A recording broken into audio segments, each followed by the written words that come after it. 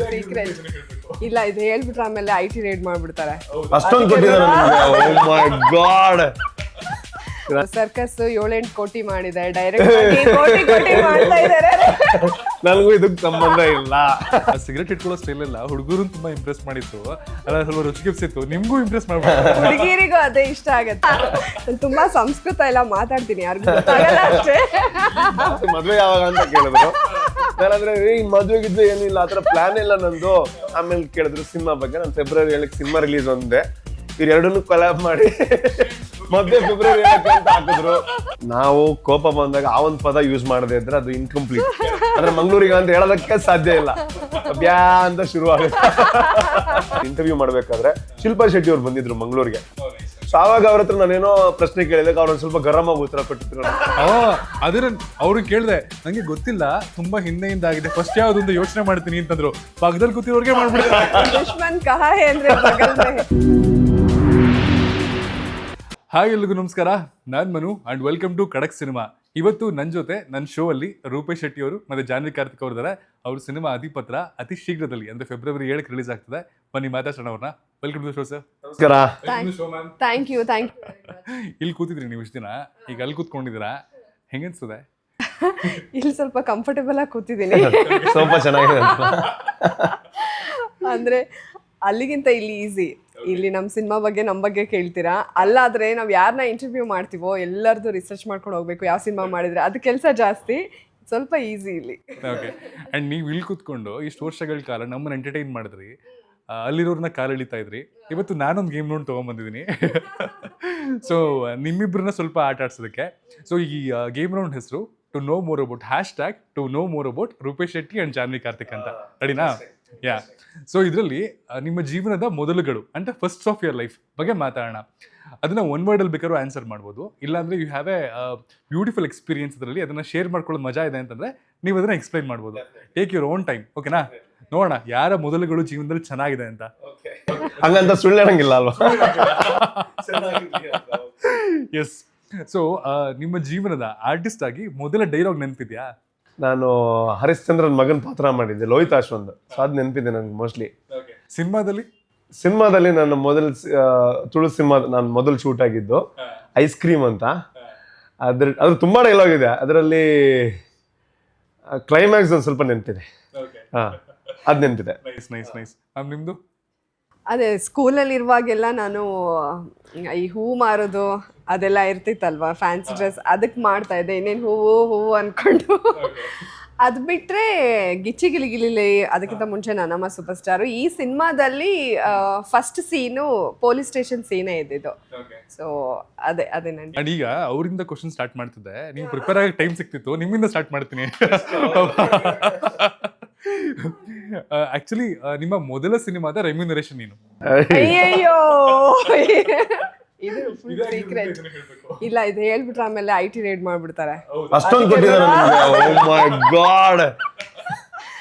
ರೂಪೇಶ್ ಅವ್ರಿಗೆ ಹೇಳ್ಬೇಡಿ ಅಂತ ಹೇಳಿದ್ರು. ನಾನು ಆಫ್ ದ ಕ್ಯಾಮ್ರಾ ಡೈರೆಕ್ಟರ್ ಕೇಳ್ಕೊಂಡಿದ್ದೀನಿ, ನೋಡೋಣ ಮ್ಯಾಚ್ ಆಗುತ್ತೆ ಇಲ್ವಾ ಅಂತ ಕೇಳಿದೆ. ಡೈರೆಕ್ಟರ್ ಹೇಳಲ್ಲ ಬಿಡಿ, ಡೈರೆಕ್ಟರ್ ಪ್ರೊಡ್ಯೂಸರ್. ಅಂಡ್ ರೆಮ್ಯುನರೇಷನ್ ಎಷ್ಟು ಅಂತ ಹೇಳಲ್ಲ, ಬಟ್ ತುಂಬಾ ಜಾಸ್ತಿ ಏನು ಕೊಟ್ಟಿಲ್ಲ. ಫಸ್ಟ್ ಸಿನಿಮಾ ಅಲ್ವಾ, ಅವ್ರಿಗೆ ಅವಕಾಶನೂ ಮುಖ್ಯ ಆಗುತ್ತಲ್ಲ, ಒಳ್ಳೆ ಟೀಮ್ ಅನ್ನೋ ಕಾರಣಕ್ಕೆ ಒಪ್ಕೊಂಡೆ. ತುಂಬಾ ಜಾಸ್ತಿ ಏನಿಲ್ಲ, ಬಟ್ ಹೇಳಲ್ಲ ಎಷ್ಟು ಅಂತ. ಆಮೇಲೆ ಓಕೆ, ನೆಕ್ಸ್ಟ್ ಸಿನಿಮಾಗೆ ಅದು ಎಫೆಕ್ಟ್ ಆಗ್ಬಾರ್ದಲ್ಲ. ಸರ್ ನಿಮ್ದು ಹೇಳ್ಬೋದು, ನಿಮ್ ಫಿಲ್ಮೋಗ್ರಫಿ ಜಾಸ್ತಿ ಇದೆ. ಹೌದು, ನಂದು ಮೊದಲ ಸಿನಿಮಾ ಅಂದ್ರೆ ಆಸ್ ಅನ್ ಆಕ್ಟರ್ ನಾನು ಸಪೋರ್ಟಿಂಗ್ ರೋಲ್ ಅಲ್ಲಿ ಮಾಡಿರೋದು. ಆವಾಗ ನನಗೆ ಸಿಕ್ಕಿರೋದು ಒಂದು 8,000 ಏನೋ ಸಿಕ್ಕಿತ್ತು ನನಗೆ ಓವರ್ ಆಲ್ ಸಿನಿಮಾಗೆ. ಇದು ಎಷ್ಟು ದಿನದ ಹಿಂದೆ? ಇದು 2000 ಇಫ್ ಐಮ್ ನಾಟ್ ರಾಂಗ್ 2015 ನಾನು ಮೊದಲ ಸಿನಿಮಾ ಮಾಡಿರೋದು. 8 years back. 10 years back. ಹೌದು. ಅದಾದ್ಮೇಲೆ ತುಳು ಸಿನಿಮಾ ಹೀರೋ ಆಗಿ ಒಂದು ಮಾಡಿದೆ. ಅದಕ್ಕೆ ಅದು ಹೇಳೋದು ಗೊತ್ತಿಲ್ಲ, ಬಟ್ ಆ ಟೈಮ್ಗೆ ಅದು ದೊಡ್ಡದು. ನನಗೆ 25,000 ಕೊಟ್ಟರು ಓವರ್ ಆಲ್ ಸಿನಿಮಾಗೆ. ಸೊ ಅದು ದೊಡ್ಡ ವಿಷಯ ನನಗೆ. ಆವಾಗ ಅವಕಾಶ ಸಿಗೋದೇ ದೊಡ್ಡದು. ಸೊ ಅದ್ರ ಜೊತೆ ದುಡ್ಡು ಕೊಟ್ಟಿದ್ದಾರೆ ಅಂದ್ರೆ ದೊಡ್ಡ ವಿಷಯ ಅಲ್ವಾ? ಅಂದ್ರೆ ಅಲ್ಲಿಂದ ಇಲ್ಲಿವರೆಗೂ ಬೆಳೆದು ಬಂದಿರೋ ರೀತಿ ಇದೆಯಲ್ಲ, ದಟ್ ಇಸ್ ವಾವ್. ಅದೇ ಅಂದ್ರೆ ಈಗಲೇ ಒಂದು ತುಂಬಾ ದೊಡ್ಡದೇನು ಸಿಗ್ತದೆ, ಬಟ್ ಇಲ್ಲ, ಅಯ್ಯೋ ಖುಷಿ ಇದೆ. ಅಂದ್ರೆ ನಮಗೆ ನಮ್ಮ ಲೈಫ್ ಲೀಡ್ ಮಾಡಕ್ಕೆ ಅಥವಾ ಸಿನಿಮಾ ಅಂತ ಬಂದಾಗ ಫೋಕಸ್ ಮಾಡಕ್ಕೆ ಎಷ್ಟು ಬೇಕೋ ಅದು ಸಿಗ್ತದೆ. ಹಂಗೇನಿಲ್ಲ, ಇವ್ರದ್ದು ಸರ್ಕಸ್ 7-8 ಕೋಟಿ ಮಾಡಿದೆ, ಡೈರೆಕ್ಟ್ ಆಗಿ ಕೋಟಿ ಮಾಡ್ತಾ ಇದ್ದಾರೆ. ಲೈಫ್ ಲೀಡ್ ಮಾಡೋಷ್ಟು ಅಂತ ಹೇಳಿ ನಾನು ಅಫಿಷಿಯಲ್ ಆಗಿ ಏನು ಹೇಳಿಲ್ಲ, ನನಗೂ ಇದಕ್ಕೆ ಸಂಬಂಧ ಇಲ್ಲ. ಆಮೇಲೆ ನಾನು ಲೆಟರ್ ಎಲ್ಲ ಬಂದು ಬೇಕಾ ನಮ್ಗೆ. ಹೌದು, ಅಲ್ಲೆಲ್ಲ ತುಂಬಾ ಹೇಳ್ತಾರೆ, ಅಂದ್ರೆ ತುಳು ಫಿಲಮ್ಸ್ ಅಲ್ಲಿ ಒಂಥರ ಬಾಕ್ಸ್ ಆಫೀಸ್ ಸೂಪರ್ ಸ್ಟಾರ್ ಅಂತಲ್ಲ. ಸರ್ ನಾನು ಯಾವ್ದು ಹೇಳಿಲ್ಲ, ನಾನು ಪ್ರೊಡ್ಯೂಸರ್ ಅಲ್ಲ, ನನಗೆ ಲೆಟರ್ ಎಲ್ಲ ಬರೋದ್ ಬೇಡ ಯಾವ್ದು. ಐಟಿ ರೈಡ್ ಅಂತ ಹೇಳಿದ್ರಿ, ನಿಮ್ ಮನೆಗೆ ಆಗಲ್ಲ, ಈಗ ಅವ್ರ ಮನೆಗೆ ಆಗ್ಬೇಕಾಗಿರೋದಲ್ಲಿ. ಅಂಡ್ ಮೊದಲ ಮೂಮೆಂಟ್ ನೀವು ಆರ್ಟಿಸ್ಟ್ ಆಗ್ಬೇಕು ಅಂತ ಅನ್ಸಿದ್ಯಾ? ನನಗೆ ನಾನು ಶಾಲೆಯಲ್ಲಿದ್ದಾಗ, ನಾನು ಆಕ್ಚುಲಿ ನನ್ನ ಅಪ್ಪ ಯಕ್ಷಗಾನ ಕಲಾವಿದವರು. ನನ್ಗೆ ಅವ್ರ ಪಾತ್ರ ಎಲ್ಲ ಅಂದ್ರೆ ನಮ್ಮ ಊರಲ್ಲೆಲ್ಲ ಯಕ್ಷಗಾನ ನಿಮ್ಗೆ ಗೊತ್ತಲ್ವ, ನಮ್ಮ ಮಂಗಳೂರು ಅಥವಾ ಉಡುಪಿ ಅಥವಾ ಕರಾವಳಿನಲ್ಲಿ ಯಕ್ಷಗಾನ ಅಂದ್ರೆ ತುಂಬಾ ಇಷ್ಟಪಡುವಂಥ ಕಲೆ. ಅವರು ಅದರಲ್ಲೂ ವಿಲನ್ ಪಾತ್ರ ಮಾಡ್ತಾ ಇದ್ದಿದ್ದು. ಸೊ ಆವಾಗ ನನಗೆ ತುಂಬಾ ಇಷ್ಟ. ಸೊ ನನಗೆ ಯಕ್ಷಗಾನ ಮಾಡಬೇಕು ಅದೊಂದೊಂದು ಯಾವಾಗಲೂ ಆಸೆ ಇತ್ತು. ಶಾಲೆಯಲ್ಲಿ ಹೆಂಗೆ ಅಂತಂದ್ರೆ ನನಗೆ ಡ್ರಾಮಾದಲ್ಲಿ ಹೇಗೆ ಅಂತ ಗೊತ್ತಿಲ್ಲ, ನನಗೆ ಟೀಚರ್ಸ್ ಎಲ್ಲ ನನ್ನನ್ನು ಪುಷ್ ಮಾಡೋರು. ಡ್ರಾಮಾದಲ್ಲಿ ನನ್ಗೆ ಮೇನ್ ಕ್ಯಾರೆಕ್ಟರ್ ಕೊಡ್ತಾ ಇದ್ರು. ಬಟ್ ಸ್ಟಿಲ್ ನನಗೆ ಯಕ್ಷಗಾನ ಮಾಡಬೇಕು ಅಂತ ಅಲ್ಲಿ ಸೈಡ್ ರೋಲ್ ಕೊಡ್ತಾ ಇದ್ರು. ಗಣವೇಷ ಎಲ್ಲ ಇರುತ್ತೆ. ಇವಾಗ ದೇವೇಂದ್ರ ಅಂತ ಇದ್ರೆ ಅವ್ರದ್ದೊಂದು ಗಣವೇಷ ಅಂತ ಸಣ್ಣ ಪಾತ್ರ ಇರುತ್ತೆ. ನಾನು ಆ ಡ್ರಾಮಾನು ಬಿಟ್ಟು ಗಣವೇಷ ಮಾಡ್ತಾ ಇದ್ದೆ. ಸೊ ಆವಾಗಲೇ ನನಗೆ ಆಕ್ಟಿಂಗ್ ತುಂಬಾ ಸೆಳ್ತಾ ಇತ್ತು, ಆಕ್ಟಿಂಗ್ ಮಾಡಬೇಕು ಅಂತ. ಅದಾದ್ಮೇಲೆ ಶಾಲೆ ಮುಗಿದ್ಮೇಲೆ ಕಾಲೇಜಿಗೆ ಬಂದಾಗ ನನ್ಗೆ ಏನ್ ಆಗ್ಬೇಕು ಅಂತ ಗೊತ್ತಿರ್ಲಿಲ್ಲ. ಅಂದ್ರೆ ಈ ಆಕ್ಟಿಂಗ್ ಫೀಲ್ಡ್ ಅಲ್ಲಿ ಏನೋ ಆಗ್ಬೇಕು ಅಂತ ಗೊತ್ತಿತ್ತು. ಸೊ ಅದಕ್ಕೆ ನಾನು ಒಂದ್ ಕಡೆ ಆಂಕರಿಂಗ್ ಮಾಡ್ತಾ ಇದ್ದೆ, RJ ಆಗಿದ್ದೆ, ಹಾಡು ಆಡ್ತಾ ಇದ್ದೆ, ಆಲ್ಬಮ್ ಸಿಂಗರ್ ಆಗಿದ್ದೆ, ಸಣ್ಣ ಟೆಲಿಫಿಲ್ಮ್ ಡೈರೆಕ್ಟ್ ಮಾಡ್ತಾ ಇದ್ದೆ. ಸೊ ಹಿಂಗೆ ಹೋಗ್ತಾ ಎಲ್ಲ ಕನೆಕ್ಟ್ ಆಗ್ತಾ ಬಂತು ಇಲ್ಲಿಗೆ. ಮಲ್ಟಿ ಟ್ಯಾಲೆಂಟೆಡ್ ಇವಾಗಾದ್ರೆ. ನಂಗೆ ಹೇಳೋದಕ್ಕಿಂತನೂ ನಮಗೆ ಅದು ಗೊತ್ತಿದೆ ಅಂತ ಮಾಡೋದಲ್ಲ. ಸೊ ಏನೋ ಒಂದು ಮಾಡಬೇಕು ಅಂತ ಎಲ್ಲಾನು ಮಾಡೋದು. ಸೊ ಟು ಬಿ ಹಾನೆಸ್ಟ್, ನಾನು ಯಾವ್ದ್ರಲ್ಲೂ ಪರ್ಫೆಕ್ಟ್ ಅಲ್ಲ ಅನ್ನೋ ಅಂತದ್ದು ನನ್ಗೆ ಗೊತ್ತಿದೆ. ಎಲ್ಲದ್ರಲ್ಲೂ ಸ್ವಲ್ಪ ಗೊತ್ತಿದೆ ಅನ್ನೋ ಅನ್ಸೋದು ಅಷ್ಟೇ ಗೊತ್ತು ನನಗೆ. ಸೊ ಅದಕ್ಕೆ ಎಲ್ಲ ಟ್ರೈ ಮಾಡಿದೆ, ಅದೆಲ್ಲ ಒಂದ್ ಕಡೆ ಎಲ್ಲಾನು ಕನೆಕ್ಟ್ ಆಗ್ತಾ ಬಂತು. ನೈಸ್. ಎಸ್ ಮ್ಯಾಮ್, ನಿಮ್ಮನ್ನ ಟ್ರಿಗರ್ ಮಾಡಿದ ಮೂಮೆಂಟ್? ನನಗೆ ಚಿಕ್ಕವಳಿರುವಾಗೆಲ್ಲ TV ನೋಡ್ತಾ ಇದ್ನಲ್ಲ, ವಿಷ್ಣು ಸರ್ ಸಿನಿಮಾಗಳು, ಆ ಸೂರ್ಯವಂಶ, ಅಂದರೆ ನಮ್ಮನ್ನು ಎಷ್ಟು ಕಾಡ್ತಾ ಇತ್ತು ಆ ಪಾತ್ರಗಳೆಲ್ಲ. ಅವ್ರು ನಮ್ಮವರೇನೋ, ಅವ್ರಿಗೇನಾದ್ರೂ ನೋವಾದರೆ ನಮಗೂ ನೋವಾಗೋದು. ಸೊ ಅವಾಗೆಲ್ಲ ಆ್ಯಕ್ಟ್ರ್ಗಳಂತಂದರೆ ಎಷ್ಟು ಫ್ಯಾನ್ ಫಾಲೋವರ್ಸ್ ಇರ್ತಾರೆ, ಅವ್ರನ್ನ ಎಷ್ಟು ಇಷ್ಟಪಡ್ತಾರೆ. ಅವಾಗ್ಲಿಂದನೇ ಅದೊಂದು ಚಿಗುರು ಹೊಡೆದಿತ್ತು ನನಗೆ, ಮಾಡಬೇಕು, ಆ್ಯಕ್ಟಿಂಗ್ ಮಾಡಬೇಕು ಅಂತ. ಸೊ ಅದಾದಮೇಲೆ ನಾನು ಆ್ಯಂಕರ್ ಆದೆ. ನನ್ನಮ್ಮ ಸೂಪರ್ ಸ್ಟಾರ್ ಟೈಮಲ್ಲೂ 1-2 ಸ್ಕಿಟ್ಟು ತುಂಬ ಚೆನ್ನಾಗಾಗಿತ್ತು. ಅದು ನಾನು ಮತ್ತು ಗ್ರಂಥ್ ಜೊತೆಗೆ ಮಾಡಿದ್ದು. ಅದಾದ್ಮೇಲೆ ಗಿಚ್ಚಿ ಗಿಲಿಗಿಲಿಯಲ್ಲೂ ಅಷ್ಟೇ, ಸ್ಟಾರ್ಟಿಂಗ್ ಎಲ್ಲ ಸ್ವಲ್ಪ 1 ಡೈಲಾಗ್ 2 ಡೈಲಾಗ್ ಸಿಗ್ತಾಯಿತ್ತು. ಎಮೋಷ್ನಲ್ ಸ್ಕಿಟ್ ಎಲ್ಲ ಮಾಡಿದಾಗ ನನಗೆಲ್ಲ ತುಂಬ ದೊಡ್ಡ ಅಪ್ರಿಸಿಯೇಷನ್ ಸಿಕ್ಕಿತ್ತು. ಅವಾಗ ನನಗೆ ಓಕೆ, ನನ್ನ ಮನೆಯಲ್ಲೇ ನೋ ಅಂದವರೇ ಸಕ್ಕತ್ತಾಗಿತ್ತು, ಎಲ್ಲ ನಾವು ಹತ್ತು ಬಿಟ್ವಿ, ಸ್ಟೇಟಸ್ಗೆಲ್ಲ ಹಾಕ್ಕೊಂಡಿದ್ದ ನಮ್ಮಣ್ಣ. ಅವಾಗ ನನಗೆ ಹೌದು, ನಾನು ಆ್ಯಕ್ಟಿಂಗ್ ಮಾಡಬೇಕು. ನಾನು ರನ್ನರ್ ಅಪ್ ಅಲ್ಲ ಗಿಚ್ಚಿ ಗಿಲಿಗಿಲಿಯಲ್ಲಿ. ಸೊ ಚಿಕ್ಕ ವಯಸ್ಸಲ್ಲಿ ಆ ಚಿಗುರು ಹೊಡೆದಿತ್ತು. ಇಲ್ಲಿ ಎಲ್ಲೋ ಒಂದು ಕಡೆ ಪರವಾಗಿಲ್ಲ, ನಾನು ಆ್ಯಕ್ಟಿಂಗು ಮಾಡ್ಬೋದು ಅನ್ನೋದು ನನಗೆ ಗೊತ್ತಾಯಿತು ಗಿಚ್ಚಿ ಗಿಲಿಗಿಲಿ ಸ್ಟೇಜಿಂದ. ಸೊ ಅಲ್ಲಿ ನನಗೆ ಆಸೆ, ಇಲ್ಲ ಮಾಡಬೇಕು, ಕಂಟಿನ್ಯೂ ಮಾಡಬೇಕು, ಈಗ ಮನೇಲಿ ಹೆಂಗೋ ಬಿಟ್ಟಿದ್ದಾರೆ, ಮಾಡೋಣ ಅಂತ ಹೇಳಿ ಅಲ್ಲಿ ಡಿಸೈಡ್ ಮಾಡಿದೆ. ಇನ್ಫ್ಯಾಕ್ಟ್ ಇಬ್ರು ಮಲ್ಟಿ ಟ್ಯಾಲೆಂಟೆಡ್, ಅಂದ್ರೆ ಸುಮಾರು ವಿಭಾಗಗಳನ್ನ ಮುಗಿಸ್ಕೊಂಡು ಇಲ್ಲಿಗೆ ಬಂದಿದ್ದೀರಾ ಪಕ್ವವಾಗಿ ಒಂಥರ. ಅಂಡ್ ಸ್ಯಾಂಡಲ್ವುಡ್ನ ಮೊದಲ ಕ್ರಶ್ ಯಾರು? ಸುದೀಪ್ ಸರ್.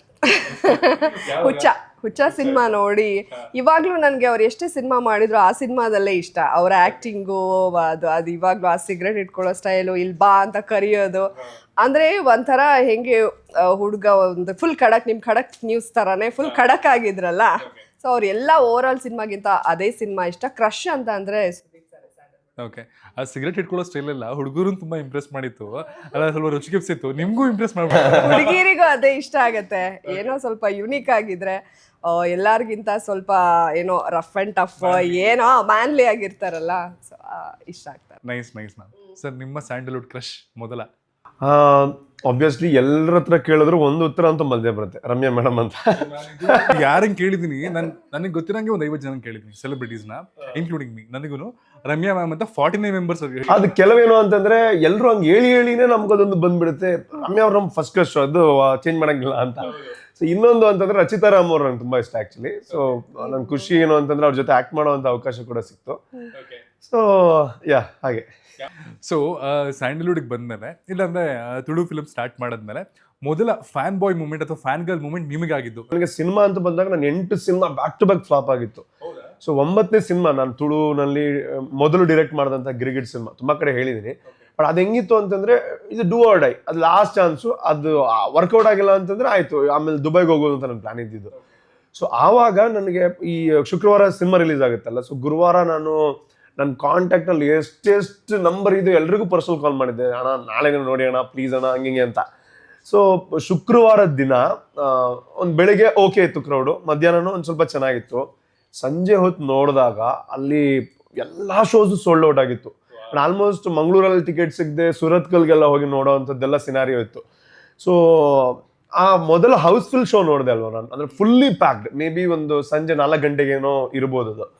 ಸೊ ಆವಾಗ ಅದು ಫ್ಯಾನ್ ಬಾಯ್ ಮೊಮೆಂಟ್ ಅಂತ ಹೇಳೋದಕ್ಕಿಂತ ಪ್ರತಿಯೊಬ್ಬ ಕಲಾವಿದನು ಕನಸು ಕಾಣುವಂಥ ಮೊಮೆಂಟ್ ಅಂತ ಹೇಳ್ಬೋದು. ಮ್ಯಾಮ್ ನಿಮಗೆ ಫ್ಯಾನ್ ಗರ್ಲ್ ಮೂಮೆಂಟ್ ಆಗಿದ್ದು? ರೀಸೆಂಟ್ ಆಗಿ ನಾನು ಬೆಹರೇನ್ಗೆ ಹೋಗಿದ್ದೆ. ಬೆಹರೇನು ಸೌದಿ ಎಲ್ಲ ತುಂಬಾ ಹತ್ರ, 25 ಕಿಲೋಮೀಟರ್ಸ್ ಅಷ್ಟೇ. ಅಲ್ಲಿ ಯಾರೋ ಬಂದು ನೀವು ಬರ್ತೀರಾ ಅಂತ, ನಾವು ಸೌದಿಯಿಂದ ಇಲ್ಲಿಗೆ ಬಂದಿದ್ದೀವಿ ಅಂತ ಹೇಳಿ ಮಾತಾಡಿಸ್ತಾ ಇದ್ರು. ಅದೆಲ್ಲ ನಂಗೆ ತುಂಬಾ ಖುಷಿ, ಯಾಕಂದ್ರೆ ಹೆಣ್ಮಕ್ಳಿಗೆ ಅಷ್ಟು ಸವಿರುಚಿ ಪ್ರೋಗ್ರಾಮು ಆ ಥರದ್ದೆಲ್ಲ ತುಂಬಾ ಆಗುತ್ತೆ. ನ್ಯೂಸ್ ಚಾನಲ್ ಇರುವಾಗ ಕೇಕ್ ಎಲ್ಲ ಕಳ್ಸೋದು, ಗಿಫ್ಟ್ ಎಲ್ಲ ಕಳ್ಸೋದು, ಅದು ಮಾಡ್ತಾ ಇದ್ರು. ಕೆಲವರೆಲ್ಲ ಆಫೀಸ್ ಹತ್ರ ಎಲ್ಲ ಹುಡ್ಕೊಂಡು ಬಂದೆಲ್ಲ ಮಾತಾಡ್ಸೋರು. ಅದೆಲ್ಲ ತುಂಬ ಖುಷಿ ಆಗುತ್ತೆ, ಯಾಕಂದರೆ ನಾವು ಬಂದಿರೋದೇ ಅದಕ್ಕಲ್ವಾ. ಈ ಅಂದರೆ ಎಷ್ಟೊಂದು ಪ್ರೊಫೆಷನ್ ಇರುತ್ತೆ, ಈ ಪ್ರೊಫೆಷನ್ ಆಯ್ಕೆ ಮಾಡ್ಕೊಳ್ಳೋದೇ ಜನ ನಮ್ಮನ್ನು ನೋಡಬೇಕು, ಅವ್ರು ನಮ್ಮನ್ನು ಗುರುತಿಸ್ಬೇಕು. ಹೋದಾಗೆಲ್ಲ ಯಾರಾದರೂ ಮಾತಾಡ್ಸ್ಬಿಟ್ರೆ ತುಂಬ ಖುಷಿ ಆಗುತ್ತೆ. ಸೊ ಆ ಥರದ್ದು ಈಗ ರೀಸೆಂಟ್ ಅಂತಂದರೆ ಅದು ಸೌದಿಯಿಂದ ನಿಮ್ಮ ನೋಡೋಕ್ಕೆ ನಾವು ಬಂದಿದ್ದೀವಿ ಅಂತ ಹೇಳಿ. ಇವಾಗ ಸಿನಿಮಾ ರಿಲೀಸ್ ಆದ್ಮೇಲೆ ಸೌದಿಯಿಂದ ಬೆಂಗಳೂರಿಗೆ ಬರ್ತಾರೆ. ಜಾನ್ವಿ ಅವ್ರಿಗೆ ಕೋಪ ಬಂದ ತಕ್ಷಣ ಫಸ್ಟ್ ಬಯೋ ಪದ? ಅಯ್ಯೋ, ತುಂಬಾ ಸಂಸ್ಕೃತ ಎಲ್ಲ ಮಾತಾಡ್ತೀನಿ, ಯಾರಿಗೂ ಗೊತ್ತಾಗಲ್ಲ ಅಷ್ಟೇ. ಒಂದು ಕನ್ನಡ ಪದ ಹೇಳಿ ಅದರಲ್ಲಿ. ಕನ್ನಡನ? ಕೋಪ ಬಂದ್ರೆ ಕಿರ್ಚ್ಬಿಡ್ತೀನಿ ಫಸ್ಟ್. ಕಿರ್ಚಾಗಲ್ಲ, ತುಂಬಾ ಕಿರ್ಚಾಡ್ತೀನಿ. ಅದು ಬಿಟ್ರೆ ನಾನು ನಿಜವಾಗ್ಲೂ ತುಂಬಾ ಸಂಸ್ಕೃತ ಯೂಸ್ ಮಾಡ್ತೀನಿ, ಹೇಳಕ್ಕಾಗಲ್ಲ ಬಿಡಿ. ನೋಡಕ್ ಸ್ವಲ್ಪ ಅಯ್ಯೋ ಸಾಫ್ಟ್ ಅನ್ಕೋಬಹುದು, ಬಟ್ ನಮ್ಗೆ ಸೆಟಲ್ ಆಗ್ಲಿ ನಮ್ಗೆ ಯಾವತ್ತು ಎಕ್ಸ್ಪೀರಿಯನ್ಸ್ ಆಗಿಲ್ಲ. ಇದು ಯಾವಾಗ ಅಂತ ನೋಡ್ಬೇಕು, ಇವಾಗ ಆತರ ಕ್ರಿಯೇಟ್ ಮಾಡ್ಬೇಕು ಮೊಮೆಂಟ್. ಇವಾಗ ಮನೇಲಿ ಹುಲಿ ಬೀದಿಲಿ ಅಂದ್ರೆ ಸ್ವಲ್ಪ ಇಲ್ಲಿ ಅನ್ನೋ ತರ, ಹೊರಗಡೆ ಎಲ್ಲ ಅಷ್ಟು ಜೋರಾಗಿ ಶಾರ್ಟ್ ಮಾಡೋದೆಲ್ಲ ಇರಲ್ಲ. ಮನೆಗೆ ಬಂದು ನೋಡಿ ಗೊತ್ತಾಗತ್ತೆ. ಸೊ ಯಾರಾದ್ರೂ ಅವ್ರನ್ನ ಇರಿಟೇಟ್ ಮಾಡೋದಕ್ಕಿಂತ ಮುಂಚೆ ಹುಷಾರಾಗಿರಿ. ಎಸ್ ಸರ್, ನೀವು? ನಾನು ಮಂಗಳೂರಿನಿಂದ, ನಾನು ಮಂಗಳೂರಿನವನು ಆಗಿರೋದ್ರಿಂದಾಗಿ ನಾವು ಕೋಪ ಬಂದಾಗ ಆ ಒಂದು ಪದ ಯೂಸ್ ಮಾಡದೇ ಇದ್ರೆ ಅದು ಇನ್ಕಂಪ್ಲೀಟ್. ಅಂದ್ರೆ ಮಂಗಳೂರಿಗೆ ಅಂತ ಹೇಳೋದಕ್ಕೆ ಸಾಧ್ಯ ಇಲ್ಲ, ಬ್ಯಾ ಅಂತ ಶುರು ಆಗುತ್ತೆ. ಅದೇ ಅದು ಯಾರಿಗಾದ್ರು ಅಂದ್ರೆ ಟಕ್ ಅಂತ ಅದು ಬಂದ್ಬಿಡುತ್ತೆ. ನಾರ್ಮಲಿ ಸಣ್ಣ ಕೋಪ ಬಂದ್ರೆ ಅದು ಬಂದ್ಬಿಡುತ್ತೆ. ಸೊ ಅದು ಕಾಮನ್. ಆ ಸ್ಟೈಲಿಶ್ ಸ್ಲ್ಯಾಂಗ್ ಅಲ್ಲಿ ಅದನ್ನ ಕೇಳೋದೇ ಮಜಾ. ಅದು ಹೆಂಗೆ ಅಂತಂದ್ರೆ ಒಂದೊಂದು ಸಿಚುವೇಶನ್ ತಕ್ಕಂಗ್ ಬರುತ್ತದೆ. ಪ್ರೀತಿಯಿಂದ ಹೇಳೋದಾದ್ರೆ ಒಂದು ಬೇರೆ ಸ್ಲ್ಯಾಂಗ್ ಅಲ್ಲಿ ಹೇಳ್ತೀವಿ, ಕೋಪದಿಂದ ಹೇಳೋದಾದ್ರೆ ಬೇರೆ ಸ್ಲ್ಯಾಂಗ್ ಅಲ್ಲಿ ಹೇಳ್ತೀವಿ. ಇಲ್ಲ ಒಬ್ಬ ಪರಿಚಯನೇ ಇಲ್ದಿರೋಂಥ ವ್ಯಕ್ತಿಗೆ ಸಡನ್ ಕೋಪ ಬಂದು ಹೇಳೋದಾದ್ರೆ ಅದು ಇನ್ನೊಂದು ಬೇರೆ ಲೆವೆಲ್ ಅಲ್ಲಿ ಬ್ಯಾ ಅಂತ ಹೇಳ್ತೀವಿ ನಾವು. ಬಟ್ ಅವ್ರು ಬೈಯೋ ತರ ಇರಲ್ಲ. ಅವ್ರು ಮಂಗಳೂರವ್ರು ಅದೇ ದೊಡ್ಡದು ಅಂತ ಅಂದ್ಬಿಡುತ್ತೆ. ನಾವೆಲ್ಲ ಯೂಸ್ ಮಾಡಿದ್ರ ಮುಂದೆ ಅವ್ರದ್ದೇನು ಇರಲ್ಲ. ಕೇಳಕ್ ಖುಷಿ ಆಗುತ್ತೆ. ನೋಡಿ ಒಳಗಡೆ ಎಷ್ಟು ಸ್ಟಾಕ್ ಇಟ್ಟಿದ್ದಾರೆ. ನೀವು ಆರ್ಟಿಸ್ಟ್ ಆಗಿ, ಇಲ್ಲಾಂದ್ರೆ ಜಾನ್ವಿ ಅಂತ ಗೊತ್ತಾಗುವಾಗೆ ಅಥವಾ ರೂಪೇಶ್ ಅಂತ ಗೊತ್ತಾಗುವಾಗೆ ಫಸ್ಟ್ ವೈರಲ್ ಥಿಂಗ್ ಆಯ್ತಲ್ಲ, ಅಂದ್ರೆ ಒಂದು ವಿಷಯ, ಇವಾಗ ನಾನು ಒಂಥರ ಎಲ್ಲರೂ ನನ್ನ ಕೇಳ್ತಾರಲ್ಲ ಈ ವಿಷಯಕ್ಕೆ ಒಂಥರ ವೈರಲ್ ಆಗಿದ್ದು ನಿಮ್ಮ ಮೊದಲ ವಿಷಯ ಯಾವುದು ನಿಮ್ಗೆ ಗೊತ್ತಿರೋ ಹಾಗೆ? ನನ್ಗೆ ಸೋಷಿಯಲ್ ಮೀಡಿಯಾ ನನ್ ಮುಂಚೆ ಯೂಸ್ ಮಾಡೋಕ್ಕೆ ಬರ್ತಿರ್ಲಿಲ್ಲ. ಈ ರೀಲ್ಸು ಅದೆಲ್ಲ ಇರಲಿಲ್ಲ ನ್ಯೂಸಲ್ಲಿ. ಇಬ್ಬು ಖಾನ್ ಅಂತ ನಮ್ಮ ಮೇಕಪ್ ಆರ್ಟಿಸ್ಟು, ಅವ್ರು ಯಾವಾಗಲೂ ಜೊತೆಲಿರೋರು. ಅವರೆಲ್ಲ ನಾವು ಸುಮ್ಮನೆ ಹಿಂಗೆ ಕೂತಲ್ಲೇ ಒಂದೇನೋ ಡೈಲಾಗ್ ಬರೆದ್ಬಿಟ್ಟು ಹಾಕ್ತಾ ಇದ್ವಿ ಸೋಷಿಯಲ್ ಮೀಡಿಯಾದಲ್ಲಿ. ನಂಗೆ ರೀಲ್ಸ್ ಹಾಕೋಕ್ಕೂ ಬರ್ತಿಲ್ಲ, ಅವರೇ ನನ್ನ ಮೊಬೈಲಲ್ಲಿ ಹಾಕೋರು.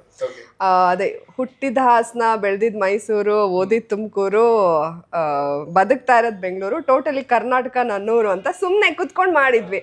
ಅದು ಫುಲ್ ವೈರಲ್ ಆಗೋಗಿದೆ. ಎಲ್ಲ ಹೋದ್ರೂ ನಾನು ಗಾಗಲ್ಸ್ ಎಲ್ಲ ಹಾಕೊಂಡ್ರು ಕರ್ನಾಟಕ ನನ್ನೂರು ಜಾನ್ವಿ ಕಣೋ ಅಂತೆಲ್ಲ ಹೇಳೋರು. ಅವಾಗ ಅಯ್ಯೋ ಹಿಂಗೆ ಮಾಡಿದ್ದು ಇಷ್ಟು ವೈರಲ್ ಆಗುತ್ತಾ? ನಾನು ನೈಟ್ ಶಿಫ್ಟ್ ಎಲ್ಲ ಮಾಡಿ 12 ವರ್ಷ ನ್ಯೂಸ್ ಮಾಡಿದ್ರು ಹಿಂಗೆ ಬಂದು ಕೇಳಿಲ್ವಲ್ಲ ಯಾವುದೋ ಒಂದು ಸುದ್ದಿನ, ಇದು ಇಷ್ಟೊಂದು ರೀಚ್ ಇದೆಯಾ ಅಂತ. ಅದು ನನಗೆ ವೈರಲ್ ಆಗಿದ್ದು ಫಸ್ಟ್ ಅದೇ. ತುಂಬ ಜನ ರೀಲ್ಸ್ ಮಾಡಿದ್ರು, ಅದರಿಂದಾನೇ ನನ್ನ ಮಾತಾಡ್ಸಿದ್ರು, ಇದ್ರ ಮೂಲಕನೂ ನಾವು ಇಷ್ಟೊಂದು ರೀಚ್ ಆಗ್ಬೋದಾ ಅಂತ ಹೇಳಿ ಆಮೇಲೆ ನಾನು ರೀಲ್ಸ್ ಮಾಡೋಕ್ಕೆ ಶುರು ಮಾಡಿದ್ದು. ಓಕೆ, ಸೊ ನಿಮ್ಮದು? ನಂದು ಸೀರಿಯಸ್ ಆಗಿ ಅಂದ್ರೆ ನನಗೆ ಖುಷಿ ಕೊಟ್ಟಿರುವಂತ ವೈರಲ್ ಅಂತಂದ್ರೆ ನಾನು ಹೋಸ್ಟ್ ಮಾಡ್ತೀನಿ, ಇದು ನಿರೂಪಣೆ ಮಾಡ್ತಾ ಇದ್ದೆ ತುಂಬಾ ವರ್ಷ, ಈಗಲೂ ಮಾಡ್ತೀನಿ. ಹಿಂಗೆ ಮಾಡ್ತಾ ಇದ್ದೆ ಸ್ಟಾರ್ಟಿಂಗ್ ಅಲ್ಲಿ. ಅಂದ್ರೆ ನಮ್ಗೆ ನಿರೂಪಕರಿಗೆ ಒಂದು ಸ್ಟಾರ್ಟಿಂಗ್ ಪಾಯಿಂಟ್ ಅಂತ ಬೇಕು ಜನರು ಅಟ್ರಾಕ್ಟ್ ಆಗೋದಕ್ಕೆ. ಎಲ್ಲೋ ಒಂದ್ ಕಡೆ ನನ್ನ ಫ್ರೆಂಡ್ ಒಬ್ಬ ಇಲೆಕ್ಷನ್ ಟೈಮಲ್ಲಿ ನನಗೆ ಹೇಳ್ತಾ ಇದ್ದ, ನಮ್ ಕಡೆ ಅಣ್ಣನಕ್ಲಿ ಅಕ್ಕನಕ್ಲಿ ಈ ತರ ಎಲ್ಲ ಹೇಳ್ತಾರೆ ಇಲೆಕ್ಷನ್ ಬಂದಾಗ, ಓಟ್ ಹಾಕಿ ಅವ್ರಿಗೆ ಹಾಕಿ ಇವ್ರಿಗೆ ಹಾಕಿ ಅಂತ. ಸೊ ಅದನ್ನೇ ಯೂಸ್ ಮಾಡ್ಕೊಂಡು ನಾನೊಂದು ಟ್ಯಾಗ್ ಲೈನ್ ತರ ಮಾಡಿದೆ ಫಸ್ಟ್ ಅಲ್ಲಿ, ಅಣ್ಣನಕ್ಲೆ ಅಕ್ಕನಕ್ಲೆ ಅಮ್ಮನಕ್ಲೆ ಆಂಟಿನಕ್ಲೆ ಆ ಥರ. ಅದು ತುಂಬಾ ವೈರಲ್ ಆಯ್ತು, ಅದು ತುಂಬಾ ಖುಷಿ ಆಯ್ತು. ಅದನ್ನ ಕಂಟಿನ್ಯೂ ಮಾಡ್ದಂಗೆ. ಸೊ ಇನ್ನೊಂದು ಬೇರೆ ರೀತಿಯಲ್ಲಿ ವೈರಲ್ ಆಗಿದ್ದು, ನಾನು ನಮ್ಮ ಟಿವಿ ಅಂತ ಚಾನಲ್ ಇದೆ, ಸೊ ಅಲ್ಲಿ ಇಂಟರ್ವ್ಯೂ ಮಾಡ್ಬೇಕಾದ್ರೆ ಶಿಲ್ಪಾ ಶೆಟ್ಟಿ ಅವ್ರು ಬಂದಿದ್ರು ಮಂಗಳೂರಿಗೆ. ಸೊ ಆವಾಗ ಅವ್ರ ಹತ್ರ ನಾನೇನೋ ಪ್ರಶ್ನೆ ಕೇಳಿದಾಗ ಅವ್ರೊಂದು ಸ್ವಲ್ಪ ಗರಂ ಆಗಿ ಉತ್ತರ ಕೊಟ್ಟಿದ್ರು ನನಗೆ. ಅದು ಯಾವ ರೇಂಜಿಗೆ ವೈರಲ್ ಆಯ್ತು ಅಂತಂದ್ರೆ ಲಾಸ್ಟ್ ಎಲ್ಲೋ ಅಂದ್ರೆ ಅದ್ರ ಬಗ್ಗೆನೇ ಕೇಳ್ತಾ ಇದ್ರು, ನಿನ್ಗಲ್ಲೋ ಬೈದಿದ್ದು ಅಂತ. ನಾನು ಹೆಂಗೋ ಮ್ಯಾನೇಜ್ ಮಾಡ್ತಾ ಇದ್ದೆ. ಆವಾಗ ಅನ್ನಿಸು ಓಕೆ, ಒಳ್ಳೆ ಕೆಲಸ ತುಂಬಾ ಟೈಮ್ ಹಿಡಿಯುತ್ತೆ, ಇಂಥದ್ದೆಲ್ಲ ಟಕ್ ಅಂತ ರೀಚ್ ಆಗುತ್ತೆ ಅಂತ. ಸೊ ಅದು ಅದು ಆಮೇಲೆ ನಾನು ಫನ್ ಆಗಿ ತಗೋತಾ ಇದ್ದೆ. ಸೊ ಅದು ತುಂಬಾ ಬೇಗ ರೀಚ್ ಆಯ್ತು ಆಕ್ಚುಲಿ. ಶಿಲ್ಪಾ ಶೆಟ್ಟಿ ಅವ್ರನ್ನ ಹೋಸ್ಟ್ ಮಾಡಿದ್ರು ಅಂದ್ರೆ ನಂಗೆ ಇನ್ನೊಂದು ಜ್ಞಾಪಕ ಬಂತು. ರೀಸೆಂಟ್ ಆಗಿ ನಾನು ಇನ್ನೊಂದು ರೀಲ್ ನೋಡಿದ್ದೆ, ಸುನಿಲ್ ಶೆಟ್ಟಿ ಅವ್ರನ್ನ ನೀವು ಡೈರೆಕ್ಟ್ ಮಾಡಿದ್ರಲ್ಲ, ಅದು ತುಂಬಾ ಚೆನ್ನಾಗಿ ಕಾಣಿಸ್ತಾ ಇತ್ತು. ಹೆಂಗಿತ್ತು ಎಕ್ಸ್ಪೀರಿಯನ್ಸ್ ಅದು? ಅದೊಂದು ಒಳ್ಳೆ ಎಕ್ಸ್ಪೀರಿಯನ್ಸ್. ಬಿಕಾಸ್ ಒಬ್ಬ ಕಲಾವಿದನಾಗಿ ಒಬ್ಬ ನಿರ್ದೇಶಕನಿಗೆ ಒಂದು ಕನಸಿರುತ್ತೆ, ಅದು ಕನಸಿಗೂ ಮೀರಿದ್ದು ಇಷ್ಟು ಬೇಗ ಒಬ್ಬ ಸೂಪರ್ ಸ್ಟಾರು ಅದು ಪ್ರೀತಿಯಿಂದ ನಮ್ಮ ಸಿನಿಮಾದಲ್ಲಿ ಬಂದು ಆ್ಯಕ್ಟ್ ಮಾಡ್ತಾರೆ, ನನಗೆ ಅವ್ರನ್ನ ಡೈರೆಕ್ಟ್ ಮಾಡೋ ಒಂದು ಅವಕಾಶ ಸಿಗುತ್ತೆ. ಅದು ನಾನು ತುಂಬ ನರ್ವಸ್ ಆಗಿದ್ದೆ, ಬಿಕಾಸ್ ನನಗೆ ಯಾವ ಎಕ್ಸ್ಪೀರಿಯನ್ಸು ಇಲ್ಲ ದೊಡ್ಡ ಸೂಪರ್ ಸ್ಟಾರ್ನ ಡೈರೆಕ್ಟ್ ಮಾಡಿ. ಸೊ ಅದು ಒಳ್ಳೆ ಒಂದು ಎಕ್ಸ್ಪೀರಿಯನ್ಸ್ ಕೊಡ್ತು. ಅದ್ರ ಜೊತೆಗೆ ಒಬ್ಬ ಕಲಾವಿದನಾಗಿ ನಾವು ಹೆಂಗಿರಬೇಕು, ಸೊ ಅವರ ವೃತ್ತಿಪರತೆ ಆ್ಯಂಡ್ ಅವರು ಟೈಮಿಗಿರೋ ಅಂಥದ್ದು, ಅಥವಾ ಅವರು ಡಿರೆಕ್ಟರ್ಗೆ ಹೆಂಗೆ ಬೇಕೋ ಹಾಗೆ ಸಪೋರ್ಟ್ ಮಾಡೋ ಅಂಥದ್ದು ಅದೆಲ್ಲ, ಆ್ಯಂಡ್ ಅವರ ಕಮಿಟ್ಮೆಂಟು, ಇದೆಲ್ಲ ತುಂಬ ನನಗೆ ನನ್ನನ್ನು ನಾನು ಡೆವಲಪ್ ಮಾಡ್ಕೊಳ್ಳೋದಕ್ಕೆ ಈಸಿ ಆಯಿತು. And at the same time ಅದು ನಮ್ಗೇನೋ ಬ್ಲೆಸ್ಸಿಂಗ್ ಅಂತ ಹೇಳ್ಬೋದು. ಅಷ್ಟು ಬೇಗ ಅವ್ರ ಜೊತೆ ಕೆಲಸ ಮಾಡೋವಂಥ ಅವಕಾಶ ಸಿಕ್ಕಿದ್ದು. ಐ ಆಮ್ ರಿಯಲಿ ಲಕ್ಕಿ ಅಂತ ಅನ್ಕೋತೀನಿ. ಆ್ಯಂಡ್ ಅಧಿಪತ್ರ ಅನ್ನೋ ಅಂತ ನನ್ನ ಕನ್ನಡ ಸಿನಿಮಾ, ಸೊ ಅದ್ರ ಬಗ್ಗೆ ನಾನು ಅವ್ರ ಹತ್ರ ಮಾತಾಡಿದಾಗ, ಅವ್ರ ಕೆಲವು ಕ್ಲಿಪ್ಪಿಂಗ್ಸ್ ತೋರಿಸಿದಾಗ ಅದಕ್ಕೂ ತುಂಬ ಸಪೋರ್ಟಿವ್ ಆಗಿ ಅಂದರೆ ರೆಸ್ಪಾಂಡ್ ಮಾಡಿದ್ರು. ನೋಡಿ ಚೆನ್ನಾಗಿ ಕಾಣ್ತಿದ್ಯಾ, ಸೊ ಕೆಲವೆಲ್ಲ ಟಿಪ್ಸ್ ಎಲ್ಲ ಕೊಟ್ಟರು. ಸೊ ನಾನೇನೋ ಬ್ಲೆಸ್ಡ್ ಅಂತ ಅನ್ಕೋತೀನಿ. ನೈಸ್. ಫಸ್ಟ್ ಕಾಂಟ್ರವರ್ಷಿಯಲ್ ಥಿಂಗ್ ನ್ಯೂಸಲ್ಲಿ ಅಥವಾ ಸೋಷಿಯಲ್ ಮೀಡಿಯಾದಲ್ಲಿ ನಿಮ್ಮ ಬಗ್ಗೆ ಇದ್ದಿದ್ದು, ಅಲ್ಲಿ ನೋಡಿದ ತಕ್ಷಣ ಇದು ಸತ್ಯ ಅಲ್ವಲ್ಲ, ಇದನ್ನ ಯಾಕೆ ಬರ್ದಿದ್ದಾರೆ ಅಂತ ನಿಮ್ಗೆ ಅನ್ಸಿದ್ದು? ರೀಸೆಂಟ್ ಆಗಿ ಏನೋ ಒಂದು ಇಂಟರ್ವ್ಯೂ ಕೊಟ್ಟಿದ್ದೆ, ಅದ್ರಲ್ಲಿ ನಾನು ಹೇಳಿದ್ದೆ ಬೇರೆ ಇತ್ತು. ಅದಾದ್ಮೇಲೆ ಸುಮ್ಮನೆ ಟ್ರೋಲ್ ಹಾಕಿ ನಂಗೆಲ್ಲ ಫೋನ್ ಮಾಡಿ ನಗಾಡೋರು ಅದೊಂದಾಗಿತ್ತು ರೀಸೆಂಟ್ ಆಗಷ್ಟೇ. ಸೊ ನೀವೇ ಆ ಥರ ಹೇಳಿರೋದು ಕಾಂಟ್ರವರ್ಷಿಯಲ್ ಆಗ್ಬಿಟ್ಟು ಇದು ಯಾಕೆ ಇದು ಹಿಂಗೆ ಹೇಳಿದ್ದಾರೆ? ಅದು ತುಂಬಾ ಆಗಿದೆ. ಇವಾಗ ಹೆಂಗಾಗುತ್ತೆ ಅಂತಂದ್ರೆ, ನೀವೊಂದು ಪ್ರಶ್ನೆ ಕೇಳಿರ್ತೀರಾ, ನಾನೊಂದು ಉತ್ತರ ಕೊಟ್ಟಿರ್ತೀನಿ. ಸೊ ನನ್ನ ಉತ್ತರ ಎಲ್ಲಿಂದ ಹಾಕ್ತಾರೆ ಅನ್ನೋವಂಥದ್ದು ಇಂಪಾರ್ಟೆಂಟ್ ಆಗುತ್ತೆ. ನಾನು ಏನೋ ಒಂದು ಹೇಳಕ್ ಹೋಗಿ ಅದಕ್ಕೆ ಉದಾಹರಣೆ ಕೊಟ್ಟು ಏನೋ ಒಂದು ಹೇಳ್ತೀನಿ. ನನಗೆ ಅನ್ಸುತ್ತೆ, ನನ್ ಕೆಲವೊಂದು ನೋಡಿ ಅನ್ಸುತ್ತೆ, ನಾನು ಹೆಂಗಿದ್ದನ್ನ ಹೇಳಿ ಎಕ್ಸ್ಪ್ಲೇನ್ ಹೆಂಗ್ ಮಾಡ್ಲಿ ಅಂತ. ಫಾರ್ ಎಕ್ಸಾಂಪಲ್ ಇವ್ರದ್ದು ಒಂದಿದೆ, ಚೆನ್ನಾಗಿ ಮಾತಾಡಿ ಮದ್ವೆ ಯಾವಾಗ ಅಂತ ಕೇಳಿದ್ರು. ನಾನಂದ್ರೆ ಈ ಮದ್ವೆಗಿದ್ವಿ ಏನಿಲ್ಲ, ಆ ಥರ ಪ್ಲಾನ್ ಇಲ್ಲ ನಂದು. ಆಮೇಲೆ ಕೇಳಿದ್ರು ಸಿನಿಮಾ ಬಗ್ಗೆ. ನಾನು ಫೆಬ್ರವರಿ 7 ಸಿನಿಮಾ ರಿಲೀಸ್ ಒಂದೇ, ಇವ್ರೆರಡನ್ನೂ ಕೊಲಾಬ್ ಮಾಡಿ ಮದ್ವೆ ಫೆಬ್ರವರಿ 7 ಅಂತ ಹಾಕಿದ್ರು. ನಾನು ಅನ್ಕೊಂಡು ಇವ್ರಿಗೆ ಏನು ಅಂತ ಹೇಳಿ, ಇವ್ರ ಕೇಳ್ಬೇಕು ಅಂತ ಆಮೇಲೆ ಕೇಳ್ತೀನಿ. ಅದು ತುಂಬಾ ಇದೆ. ಇವಾಗ ಬಿಗ್ ಬಾಸ್ ಆದ್ಮೇಲೆ ಅದೇ ಮದುವೆ ವಿಷಯ ಚರ್ಚೆಗಳಾಗುತ್ತೆ. ನಾನು ಎಷ್ಟೋ ಸಲ ಹೇಳ್ತೀನಿ ಹಂಗಲ್ಲ, ಫ್ರೆಂಡು ಅಂತ. ಬಟ್ ಮತ್ತೆ ಪ್ರಶ್ನೆ ಅದೇ ಬರುತ್ತೆ, ಏನು ಮಾಡಕ್ಕಾಗಲ್ಲ. ಅಂಡ್ ಇನ್ನೊಂದು ಬಿಗ್ ಬಾಸ್ ಒಳಗಡೆ ಇದ್ದಾಗ ನಾನು ಹೇಳಿರುವಂತಹ ಕೆಲವು ಸ್ಟೇಟ್ಮೆಂಟ್ಗಳು, ಸೊ ಕೆಲವರಿಗೆ ಕೆಲವರು ಅದನ್ನ ಬೇರೆನೇ ರೀತಿಯಲ್ಲಿ ಪೋಟ್ರೆ ಮಾಡಿದ್ರು. ಅವ್ನು ಹಂಗೆ ಹೇಳ್ದ, ಅವ್ನು ಹಿಂಗೆ ಹೇಳ್ದ, ನಮ್ಮ ಊರಿನ ಬಗ್ಗೆ ಕೆಲವು ಮಾತುಗಳು, ಅದನ್ನ ನಾವು ಹೊರಗೆ ಬಂದು ನನ್ನ ನಾಲಿಗೆಯಲ್ಲೇ ನಾನು ಒಳಗೆ ಹೇಳಿದ್ರು. ಅದು ಹಂಗಲ್ಲ, ನಾನು ಹಿಂಗೆ ಹೇಳಿರೋದು, ಅದ್ರ ಅರ್ಥ ಇದು, ಇಂಥ ಸಿಚುವೇಶನ್ ನಾನು ಹಿಂಗೆ ಹೇಳಿದೆ ಅಂತ ಹೇಳಿದಾಗ್ಲೂ ಈಗ ಎಕ್ಸ್ಪ್ಲನೇಷನ್ ಕೊಡ್ತೀನಲ್ವ, ಅದ್ರಲ್ಲೂ ಒಂದು ತಪ್ಪು ಹುಡುಕ್ತಾರೆ. ಸೊ ಬಟ್ ಆವಾಗ ನಮ್ಗೆ ಅನ್ಸುತ್ತೆ ಬೇಕಾ? ಬಿಕಾಸ್ ನಿಮಗೆ ನಿಜವಾಗ್ಲೂ ಮಿಸ್ಅಂಡರ್ಸ್ಟ್ಯಾಂಡಿಂಗ್ ಆಗಿದ್ರೆ ನೀವು ನಾನು ಹೇಳಿದ್ದನ್ನ ಕರೆಕ್ಟಾಗಿ ತಗೊಂಡು, ಓಕೆ ನನ್ನ ಇಂಟೆನ್ಷನ್ ಏನು ಅಂತ ಅರ್ಥ ಮಾಡ್ಕೋತೀರಾ. ಓಕೆ ಇವ್ನು ಹಂಗೆ ಹೇಳಿದ್ದಂತೆ, ಹಿಂಗೆ ಅಲ್ವಂತೆ ಅಂತ. ಇಲ್ಲ ನಿಮಗೆ ನಾನು ಕಾಲೇ ಎಳಿಬೇಕು ಅಂತಂದ್ರೆ ನಾನು ಈಗ ಮಾತಾಡಿದ್ರು ಅದ್ರಲ್ಲಿ ತಪ್ಪೇ ಹುಡುಕ್ತಾ ಇರ್ತೀರ. ಓಕೆ ಇವ್ ಎಕ್ಸ್ಪ್ಲೇನ್ ಮಾಡಿದ್ರಲ್ಲಿ ಯಾವ ಶಬ್ದ ಹಿಡ್ಕೊಳ್ಳಿ ನಾನು ಅಂತ. ಅವನ್ ನೀವು ಮೆಚುರಿಟಿ ಬಂದಾಗ ನಿಮ್ಗೆ ಅರ್ಥ ಆಗುತ್ತೆ, ನೀವು ಮಾತಾಡೋದು ವೇಸ್ಟು. ಸೊ ಸತ್ಯ ಅಥವಾ ನೀವು ನಿಮ್ಮ ಭಾಗದ ಸತ್ಯ ಇರುತ್ತೆ, ಅದು ಸತ್ಯನೇ ಅಲ್ವಾ, ಅದು ಟೈಮ್ ತಗೊಂಡು ಅದು ಗೊತ್ತಾಗುತ್ತೆ ಜನರಿಗೆ ಅಂತ. ಅದೇನು ಮಾಡಕ್ಕಾಗಲ್ಲ, ಮೊಸರಿನಲ್ಲಿ ಕಲ್ಲುಡ್ಕೋರು ಇದ್ದೇ ಇರ್ತಾರೆ. ಕಟ್ ಅಂಡ್ ಪೇಸ್ಟ್ ಜಾಸ್ತಿ ಆಗಿದೆ ಈಗ, ನಮ್ ತರದವ್ರು ತುಂಬಾ ಇರ್ತಾರಲ್ಲ. ಅದನ್ನ ಅವ್ರಿಗೆ ಕೇಳಿದೆ, ನಂಗೆ ಗೊತ್ತಿಲ್ಲ, ತುಂಬಾ ಹಿಂದೆಯಿಂದ ಆಗಿದೆ, ಫಸ್ಟ್ ಯಾವ್ದೊಂದು ಯೋಚನೆ ಮಾಡ್ತೀನಿ ಅಂತಂದ್ರು. ಪಕ್ಕದಲ್ಲಿ ಕೂತಿರೋರ್ಗೆ ಮಾಡ್ಬಿಡ್ತಾರೆ. ದುಶ್ಮನ್ ಕಹಾ ಹೈ ಅಂದ್ರೆ ಬಗಲ್ ಮೇ.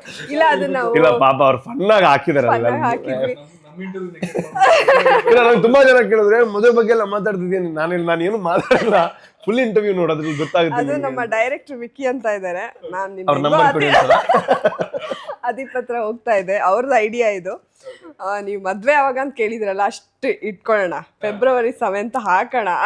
ಅದು ಅಧಿಪತ್ರಗೂ ಒಂದ್ ರೀತಿ ಫೆಬ್ರವರಿ 7 ಅನ್ನೋದಾಗ್ಲಿ, ಯಾಕೆ ಅಂತ ಒಂದಷ್ಟು ನೋಡಿ ಒಳ್ಳೆ ರೀಚ್ ಆಗ್ಲಿ. ಆದ್ರೆ ಹಿಂಗಾಗ್ಲಿ, ಇಲ್ಲಾಂದ್ರೆ ಆಗ್ಲಿಲ್ಲ ಅಂದ್ರೆ ಪರವಾಗಿಲ್ಲ. Idea work. ನನ್ ಖುಷಿ ಯಾವಾಗ ಅಂತಂದ್ರೆ, ಇವಾಗ ನನ್ ಮದ್ವೆ ಫೆಬ್ರವರಿ 7 ಅಂತ ಅವ್ರು ಅನ್ಕೊಂಡು ಮದ್ವೆ ಮಂಟಪ ಇಲ್ಲಿ ಅಂತ ಕೇಳಿದ್ರೆ ಥಿಯೇಟರ್ ಅಂತ ಅನ್ಕೊಂಡು ನೀವು ಥಿಯೇಟರ್ಗೆ ಬಂದ್ರೆ ಅವಾಗ ಥ್ಯಾಂಕ್ಸ್ ಹೇಳ್ತೀನಿ ನಾನು ನಿಮ್ಗೆ.